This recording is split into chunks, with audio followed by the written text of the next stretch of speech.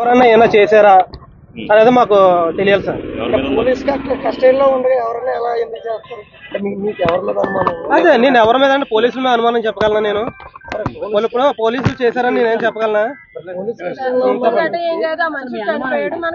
అదే సార్, ఆయన చనిపోయాడు. మాకు 10:30 గల వచ్చి నా దగ్గర సంతకాలు తీసుకున్నారు. 6 గంటలకు ముందు ఫోన్ చేశారు.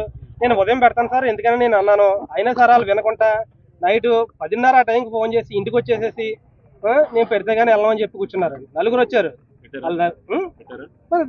ఏం చేస్తామండి, ఏమైనా పెట్టాం, సంతకం పెట్టాం. పెట్టిన తర్వాత కొన్ని మార్నింగ్ సిఐ గారు ఫోన్ చేశారు.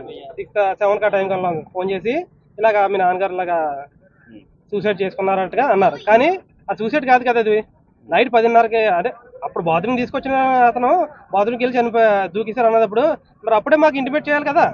అనేది అదే. మరి అక్కడ నుంచి తీసుకెళ్ళింది రూరల్ స్టేషన్లో ఉన్నారు. ఆయన రూరల్ స్టేషన్ నుంచి ఇక్కడ టౌన్ స్టేషన్ తీసుకొచ్చారు. అక్కడ హైవే మీద విజువల్స్ ఉంటాయి, సీసీ కెమెరా విజువల్స్ ఉంటాయి. ఇక్కడ టౌన్ లోకి వెళ్ళేటప్పుడు ప్రతిదీ టౌన్ లోకి వెళ్ళినప్పుడు సూసైడ్ కాదు సార్, ఇది సూసైడ్ కాదు. టౌన్ లోకి తీసుకెళ్లారు. టౌన్ లో తీసుకెళ్ళినప్పుడు అక్కడ కూడా కెమెరాస్ ఉంటాయి. ప్రతి దగ్గర ఆయన స్టేషన్ వరకు కూడా కెమెరాస్ ఉంటాయి. స్టేషన్ దగ్గర కూడా కెమెరా ఉంటది. అవన్నీ విజువల్స్.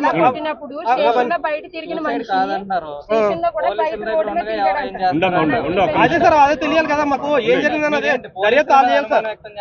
దర్యాప్తు ఆల్ చేయాలి సార్. ఇప్పుడు పోలీసులు ప్రమేయంతో చేశారా లేదంటే ఎవరైనా వాళ్ళకైనా కష్టం చేశారా? ఎవరన్నా ఉంటేనే కదా ఏం చేస్తారు. అది ఏం చేశారని మాకు తెలియాలి సార్. ఇప్పుడు ఆయన చనిపోయిన విధానం చూస్తే మాకు బాగాలేదండి. అది అనుమానాస్పదంగా ఉంది. అనుమానాస్పదంగా ఉంది సార్ చనిపోయిన విధానం.